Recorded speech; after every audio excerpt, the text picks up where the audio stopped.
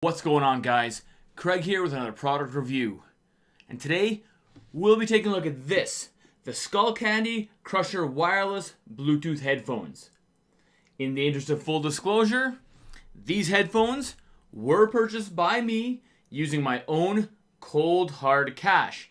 So this review is my opinions and mine alone, and no one else. It should be stated that these headphones have been around for a little bit. But if you are in the market for a new set of headphones, you might just check these out and find some sort of benefit. So, let's do this. I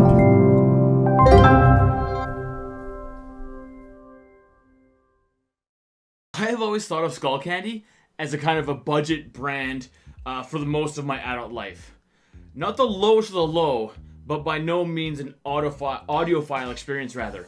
And while the latter still holds true, the Crusher Wireless have shown me a thing or two about what Skullcandy brings to the table. I have owned these headphones for about a year, and they have been my daily drivers since the day they were purchased.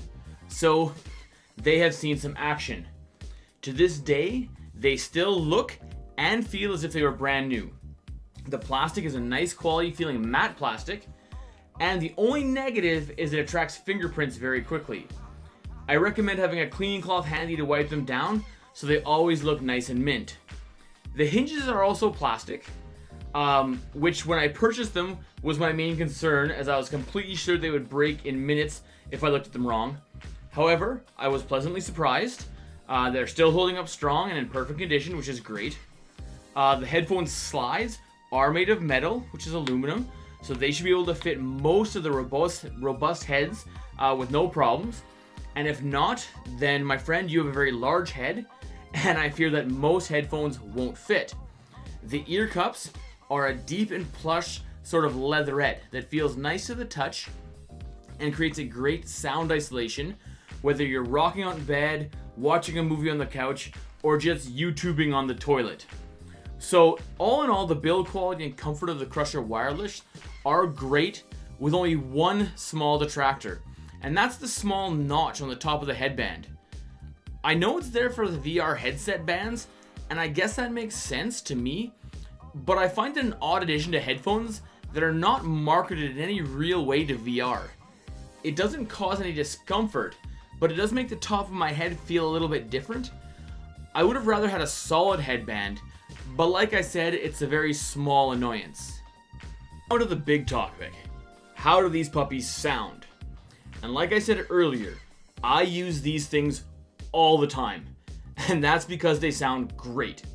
To be straight up with you, these are not audiophile headphones, but at $181.25 Canadian on Amazon.ca and $138.99 US on Amazon.com, they're not really priced to be. The sound that these deliver is fantastic.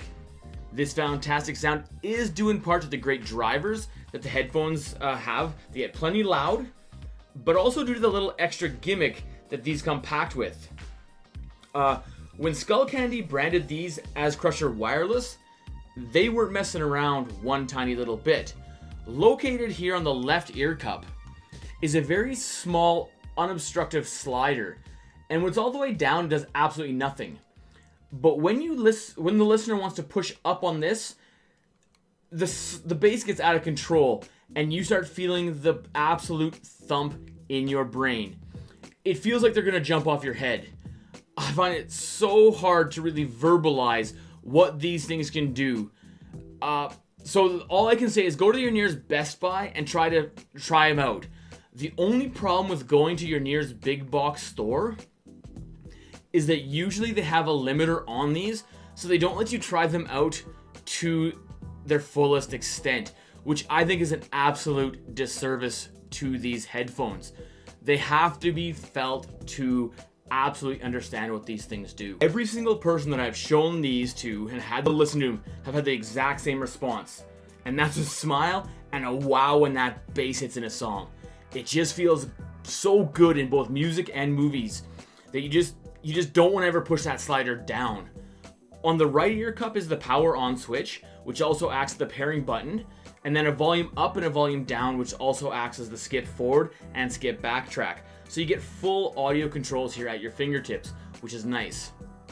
As with all Bluetooth headsets, battery life is a concern, but again, top marks here for Skullcandy, and they say you get a 40-hour battery life on these headphones. I've never timed it out exactly, but I've done at least 30 hours, and then I personally decided to charge them, just because I'm a little bit of a pansy when it comes to this kind of thing, and I never like to let them die. In case you do forget to charge the Crusher, it's also worth a note that these can be used in a wire mode with the included 3.5mm cable. You can still use the headphone with all the functionality, including that audio slider. So that is super awesome that is still a function. The only thing that I'm not a fan of with this set of cans is the fact that yet again the manufacturers have these exposed cabling that can get caught or snagged on stuff. I have never liked the feel of it. I feel it's an intentional weak point, and it just feels like it just shouldn't be there. Well, that's it for me for this review, guys. I just want to thank everyone for all the support that I've been getting on YouTube and on Instagram and all that kind of stuff. It means a lot. Remember, when I hit 100 subscribers, I'm giving away a $50 Amazon gift card. So like and subscribe this video, as well leave a comment, and I'll catch you guys in the next one.